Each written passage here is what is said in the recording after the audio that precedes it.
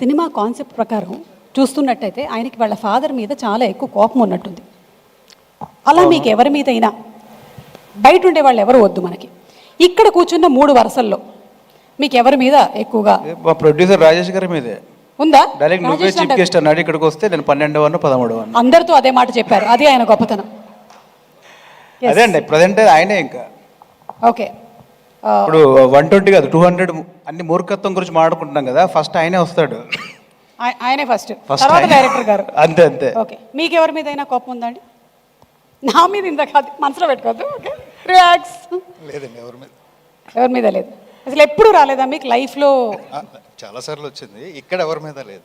Okay, on set మీకు ఏ విషయంలో ఎక్కువగా కోపం వస్తుంది? ఏది జరగనప్పుడు, లేదా చెయ్యనప్పుడు, లేదా ఇవ్వనప్పుడు? అన్నీ సరిగ్గా చేయనప్పుడు, సరిగ్గా రానప్పుడు, ఇవ్వనప్పుడు కూడా. సరిగ్గా చేయనప్పుడు యాక్టర్స్, సరిగ్గా ఇవ్వనప్పుడు ప్రొడ్యూసర్స్, సరిగ్గా రానప్పుడు కెమెరామెనా, చెక్కులు, అంతే కదా? ఓకే, థ్యాంక్ యూ అండి. మాకు తమ్నైల్కి కావాల్సినంత కంటెంట్ దొరికింది, మీరు మాట్లాడచ్చు. ఇంకా థ్యాంక్ యూ. మాట్లాడచ్చు కదండి. అందరికీ నమస్కారం అండి, పెద్దలందరికీ నమస్కారం. నేను ఫస్ట్ కంగ్రాచులేషన్ సుబ్బు. నాకు సుబ్బుతో చాలా ఫ్రెండ్షిప్ ఉందండి. సో సుబ్బులో మెయిన్ క్వాలిటీ ఏంటంటే తనకి ఏదైనా నచ్చితే గట్టిగా తనకు సంబంధం లేని టాపిక్ కూడా లేదు బాగుంటుంది చెయ్యాలి ఎంకరేజ్ చేస్తాడు. నా బలగం సినిమా అప్పుడు కూడా స్టార్టింగ్లో పాయింట్ అనుకుంటున్నప్పుడు ఇట్లాగా యంగ్ డైరెక్టర్స్ అందరికి షేర్ చేసుకునేవాడిని. ఇట్లా ఏదో అనుకుంటున్నాను ఎలా ఉంటుందంటే సుబ్బు పట్టుబట్టి డార్లింగ్ అన్న ఇది డెఫినెట్లీ బాగుండే కంటెంట్, ఖచ్చితంగా రాయని బాగా ఎంకరేజ్ చేశాడు. Thank you Subbu. So Subbu ఏంటంటే ఏదన్నా మామూలుగా ఫ్రెండ్స్ సర్కిల్ ఏదైనా చిన్న ప్రాబ్లంలు ఉంటే డార్లింగ్ ఇలా ఉంటుందంటే వేరే ఫ్రెండ్స్ ఇలా చేయొచ్చు అంటారు, బట్ సుబ్బు ఏదైనా ఆన్సర్ చేస్తే దాంట్లో కొంచెం లోతు ఉంటుంది అనమాట. నేను 2-3 సార్లు అంటే బలగం తర్వాత ఇప్పుడు 2-3 నెలల తర్వాత అప్పుడు పీక్లో ఉన్నాం కదండి, నెక్స్ట్ సినిమా అలా చేస్తాను ఇలా చేస్తాను అనేది పళ్ళు గొరిగేదో పార్టీలో అంటుంటే ఒకటే మాట అన్నాడు, అంతొద్దు ఓవర్ యాక్షన్ చేయకు, ఈ క్వశ్చన్ చేసావు నెక్స్ట్ అదే ఎక్కువ చేయకు అన్నాడు. సో క్లారిటీ ఉంటుంది సుబ్బులో, అండ్ ప్రతి విషయంలో చాలా డెప్త్గా ఉంటుంది డార్లింగ్. ఆ డెప్త్ ఏంటో నాకు బచ్చలమల్లి టీజర్లో కనిపించింది, ట్రైలర్లో కనిపించింది.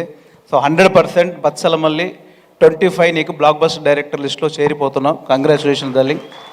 అండ్ మా రాజేష్ గారికి చెప్పాలి, thank you darling.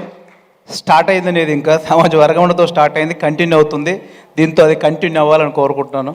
All the best, congratulation darling. And Naresh అన్న గురించి చెప్పాలి, నేను ఎక్కువ సినిమాలు అది యాక్టర్గా చేశానంటే ఒక హీరోతో నరేష్ అన్నతో చేశాను. ఆల్మోస్ట్ ఒక 10 సినిమాలు చేశాను. నరేష్ అన్నతో నాకు చాలా జర్నీ ఉందన్నమాట యాక్టర్గా. అంటే మీకు తెలియదు నరేష్ అన్న, మాకు తెలుసు ఆయన ఎంత డౌన్ టు ఎర్త్ ఉంటాడో, ఎంత కంఫర్ట్గా ఉంటాడో యాక్టర్స్ తోటి. సో చాలామందికి ఏంటంటే ఇంతకుముందు నరేష్ అన్న ఏంటంటే సూపర్ కామెడీ హీరో, టైమింగ్ అది ఇదని, బట్ అప్పటి నుంచే నరేష్ అన్నకి ఇన్సైడ్ ఒక ఎమోషన్ చేయాలి, ఒక క్యారెక్టర్ చేయాలి, ఒక పర్ఫార్మెన్స్ చేయాలనేది ఎప్పుడు నరేష్ అన్నలో ఉంటుండే. అది నేను ఎప్పుడు గమనించాను. అది కూడా అన్న చాలాసార్లు షేర్ చేస్తుండే మాతోటి. బట్ అది నాందితో ప్రూవ్ అయిందండి. సరైన కంటెంట్ నరేష్ అన్న పడితే ఎలాంటి యాక్టర్ బయటకు వస్తాడో అది నాందితో ప్రూవ్ అయింది. ఇప్పుడు బచ్చలమల్లితో అది నెక్స్ట్ లెవెల్కి వెళ్తుందని నాకు 100% కనిపిస్తుంది అన్న. సో బ్లాక్ బస్టర్ ఇట్టు కొట్టబోతున్నారన్న. సో కంగ్రాచులేషన్ ఎంటైర్ టీమ్ అందరికి, మిగతా అందరు టెక్నీషియన్స్ అందరికీ సినిమా పెద్ద హిట్ అవ్వాలని మనస్ఫూర్తిగా కోరుకుంటున్నాను. Thank you so much.